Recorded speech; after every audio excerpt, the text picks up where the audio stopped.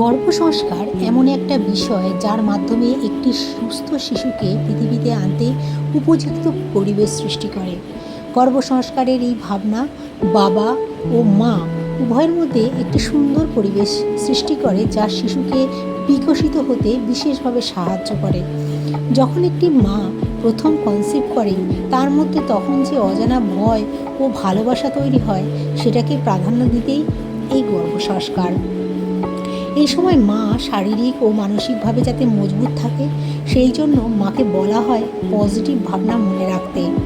গর্ভাধান কোনো অসুখ না, এটি একটি দৈব প্রক্রিয়া যার অধিকার একমাত্র নারীদের দিয়েছেন সৃষ্টিকর্তা।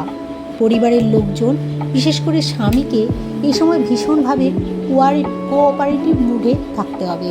তাকে বুঝতে হবে এই সময় স্ত্রীকে কোনো রকম মানসিক ও শারীরিক আঘাত দেওয়া তো যাবেই না, বরং এই সময় স্ত্রী যাতে মানসিক ও শারীরিকভাবে সুস্থ থাকতে পারে সেই জন্য সকালবেলা দুজনে মিলে ওম মন্ত্র জপ করতে হবে।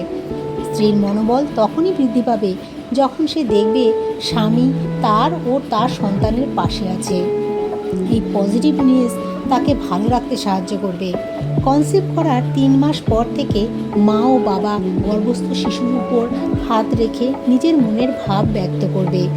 তুই আসবি, তাই আমরা অপেক্ষা করছি, তোকে আমরা খুব ভালোবাসি, তুই এখানে একদম নিরাপদ ইত্যাদি পজিটিভ অ্যাফার্মেশন, সাথে কোনো মন্ত্রপাঠ নিয়ম করে, যেমন গায়ত্রী মন্ত্র, ওম ভূর্ভুবঃস্বাহা বা ওম নমঃ শিবায় বা নিয়ম করে গীতা পাঠ দিনে অন্ততপক্ষে একবার করবে। এই নিয়মগুলি গর্ভস্থ শিশুর ওপর পজিটিভ প্রভাব ফেলে। এই সমস্ত শিশু পরবর্তীতে ধীর, স্থির ও শান্ত স্বভাবের হয়। গর্ভাবস্থার দিনে অন্তত 30 মিনিট কোনো ভালো বই বা জীবনে পজিটিভ দিক নিয়ে যাবে এই রকম কোনো বই গর্ভবতী মা পড়বে। সময় মতো খাওয়া দাওয়া করবে। এই সময় মায়েরা ঠিকমতো খেতে পারে না, তাই তার খাওয়া দাওয়ার দিকে পরিবারের সকলের খেয়াল রাখতে হবে।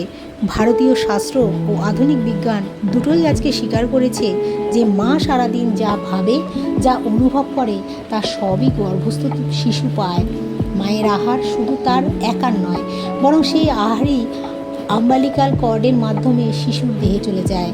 তাই এই সময় মায়ের যেরকম ইমিউনিটি ক্ষমতা থাকে তার শিশুর মধ্যেও বিকশিত হয়।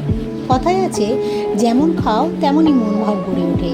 তাই গর্ভবতী মায়ের খাবারের তালিকা হালকা ও সহজপাচ্য হওয়া খুব প্রয়োজন। প্রতিদিন নিয়ম করে ব্রহ্ম মুহূর্তে ঘুম থেকে ওঠার চেষ্টা করতে হবে, কারণ এই সময় ব্রহ্মাণ্ডীয় শুদ্ধতা পরিবেশে ছেয়ে থাকে। তাই এই সময়ের মেডিটেশন শিশুর মানসিক বিকাশের ক্ষেত্রে ভীষণ প্রভাব ফেলে। আমার আজকের দিন খুব ভালো হবে, ঈশ্বর সব সময় আমার সাথে আছেন। এই পজিটিভ অ্যাফার্মেশন দিয়ে দিনের শুরু করতে হবে। ঘুম থেকে ওঠার সাথে সাথে বিছানা থেকে না উঠে এই কাজগুলি করবে। 30 মিনিট পর ঈষৎ উষ্ণ গরম জল 1 গ্লাস পান করবে। 10 মিনিট পর আগের দিন রাতে ভিজিয়ে রাখা 5 থেকে 6টি কাজু বাদাম, 1 মুঠো কিশমিশ, 5-6টি আমন্ড, শুকনো খেজুর, ছোলা এগুলি খাবে। এই হালকা খাবার মায়ের স্বাস্থ্য মজবুত করবে। এরপর সম্ভব হলে সূর্য দেবতাকে জল নিবেদন করে শুদ্ধ বস্ত্রে মনে মনে শিশুর জন্য প্রার্থনা করবে। নেক্সট ভিডিও পেতে আমার এই পেজটি ফলো করে সাথে থাকবে।